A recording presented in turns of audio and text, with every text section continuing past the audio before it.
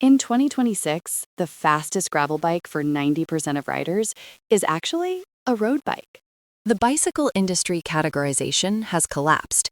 In 2026, the distinction between endurance road and all-road is statistically insignificant. With modern endurance frames now clearing 38mm tires, the dedicated gravel bike is largely redundant unless you ride technical single-track. Let's look at the rolling resistance physics. If 80% of your riding is paved or hard-packed dirt, knobby gravel tires cost you 15 to 20 watts at 30 kph, compared to 35mm slicks. You are paying an aerodynamic and frictional tax for grip you rarely use. Regarding geometry, aero is posture, not tube shape. Most amateurs buy race bikes with low stack heights, then add 4 centimeters of spacers because they lack the flexibility. This creates more drag than a properly fitted endurance frame.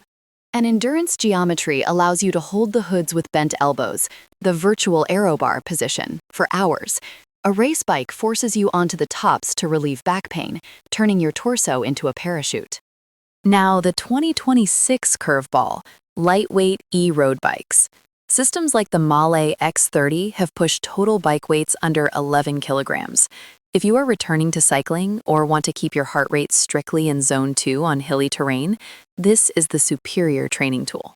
Financial optimization suggests a hard stop at $4,000 USD. The performance delta between a Shimano 105 Di 2 bike and a Dura S model is less than 0.8% in real-world speed, yet costs triple.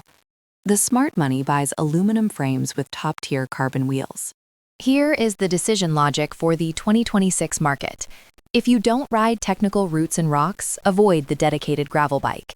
If you ride greater than 50-kilometer distances, skip the pure race bike. The verdict. For 80% of riders, the optimal machine is a carbon or high-end aluminum endurance road bike with 35mm tire clearance.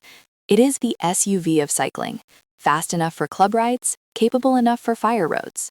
Prioritize tire clearance over frame material. Ride safe.